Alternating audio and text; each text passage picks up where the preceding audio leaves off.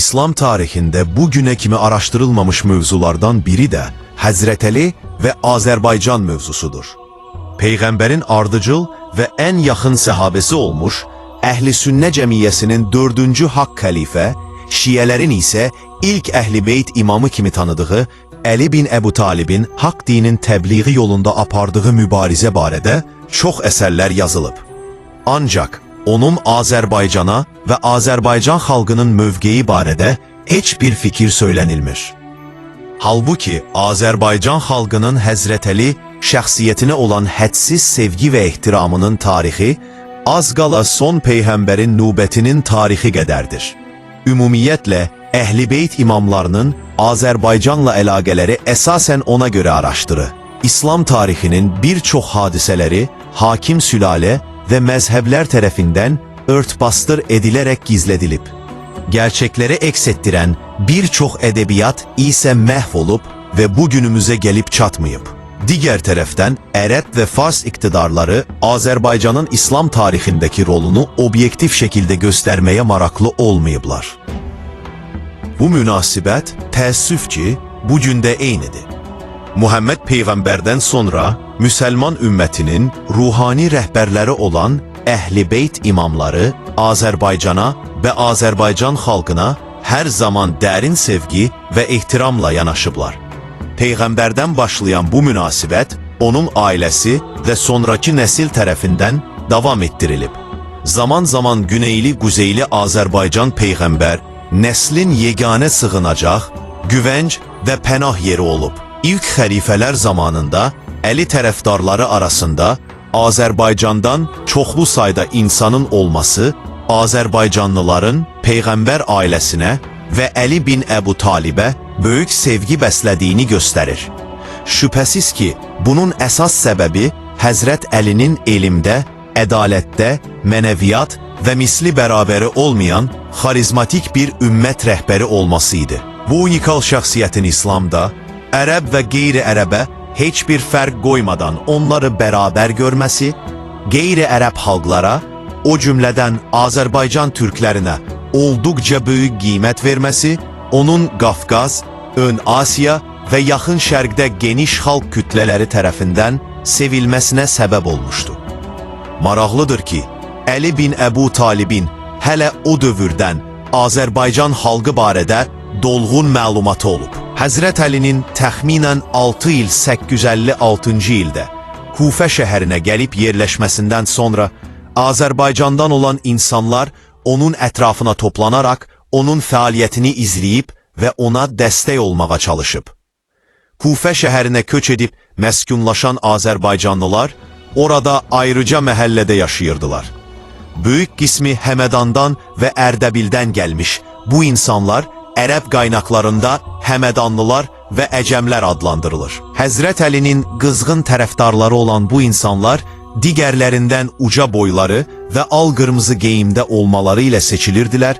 Ərəb Əl-Həmra veya Mühəmmirə, yani al qırmızı geyinmişlər olarak söz açır. Onlar daim Ali bin Əbu Taliblə ünsiyyətdə olur, ondan İslam fəlsəfəsini ve hikmətlərini öyrənərək onun səhabəsinə çevrilirdilər. Bu yerde qeyd edək ki, sonralar Azerbaycanda Babəkin öndərlik etdiyi Hürrəmilər də mənbələrdə Mühəmmirə kimi qeyd olunur.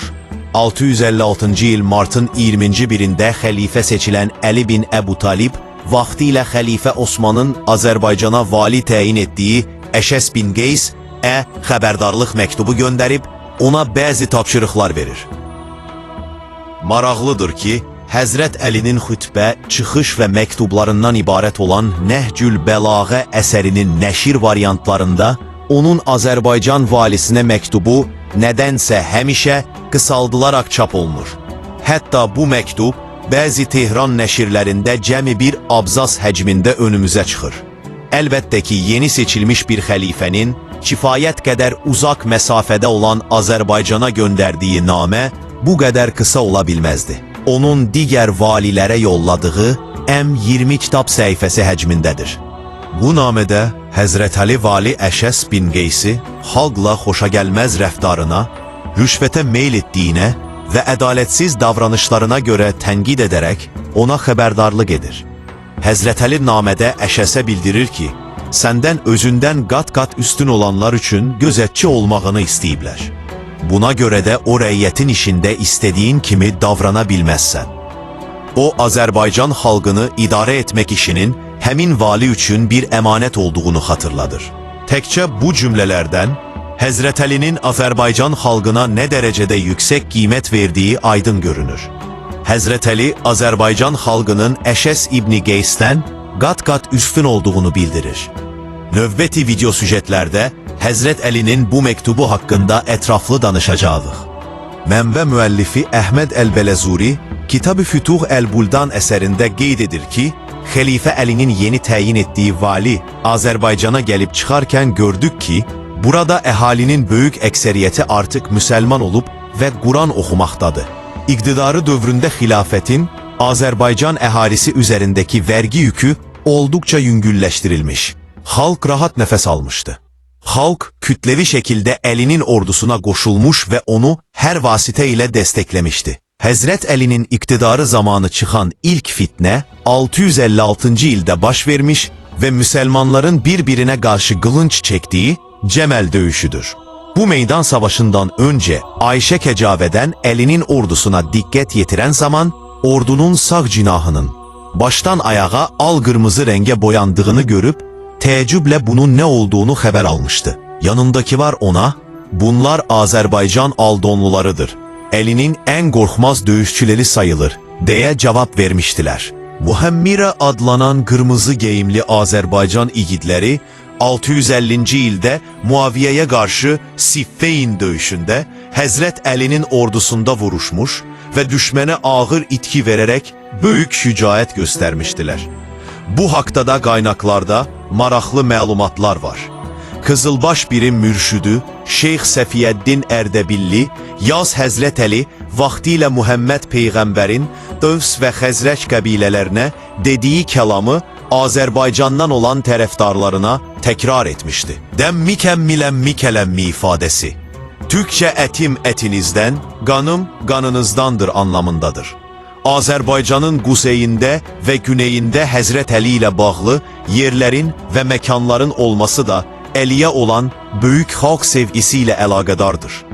Azərbaycan xalqının Əli sevgisi Əliyə düşmən olan Muaviyyənin Azərbaycana olan qərəzli və yad münasibəti ilə müşayiət olunur. Həmin dövrdə Qafqaz və Doğu Anadoluda özünə yer eləməyə çalışan Qriqoryan kilsəsi və Hay feodalları Azərbaycan türklərinə qarşı güclü dəstək qazanmaq üçün Dəməşqdə özünü xəlifə elan edən Muaviyyə ilə yaxınlaşmış, ondan bir sıra imtiyazlar əldə etmişdilər.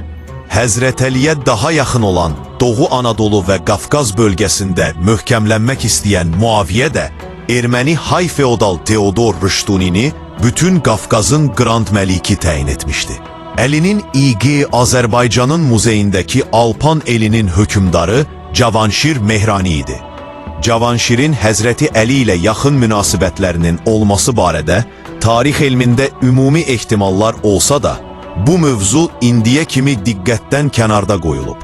Maraqlıdır ki, Cavanşirin Dəməşqə Muaviyyənin yanına səfər etməsi hadisəsi də məhz Əlinin qətlə yetirilməsindən 6 il sonra, yəni 667-ci ilə təsadüf edir. Həmin dövrdə Quzey Azərbaycanda əhalinin böyük hissəsi artıq müsəlman idi. İslam hədis qaynaqlarında Əli səhabələrindən birinin ona yaz vaxtı hədiyyə olaraq səməni və kiçik bir sovqat gətirməsindən bəhs edilir. Qeyd olunur ki, Həzrət Əli səməninin Xızır əleyhisselamla bağlı olması haqda həmin səhabənin fikrini təqdir edib. Sovqatın nə münasibətlə olduğunu soruşub.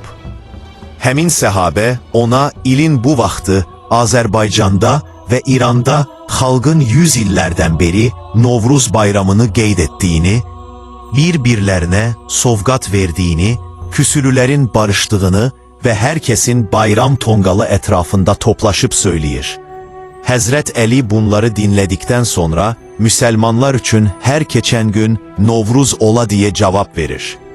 Daha bir maraqlı fakt budur ki, Həzrət Əlinin xəlifə seçildiyi tarixin miladi 656-cı ilin Novruz gününe tesadüf etmesi, Azerbaycan'da bu bayramın hem de dini ehemmiyet kesbetmesine sebep olup.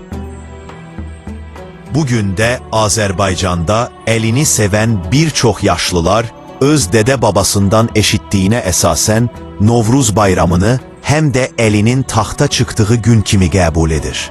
Azerbaycan halkı sonraki yüzillikler boyu eli nesline büyük saygı ve ihtiram besleyip, bu nesilden olup Emevi ve Abbasi halifelerinin zulmünden hicret eden çoklu sayda insana öz goynunda sığınacak vermişiz.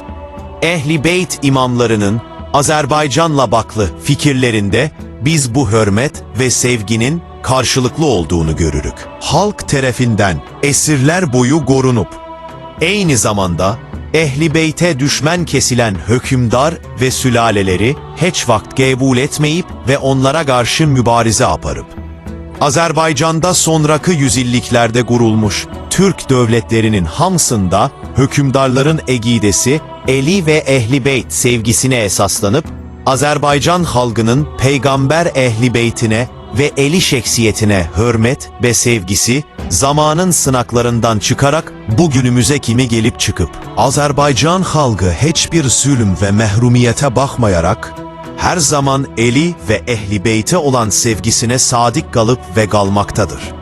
Zaman kolda baktığınız için teşekkür ederek. Unutmayın, efsaneler hiç vakt sönmür, zamanla yaşayırlar.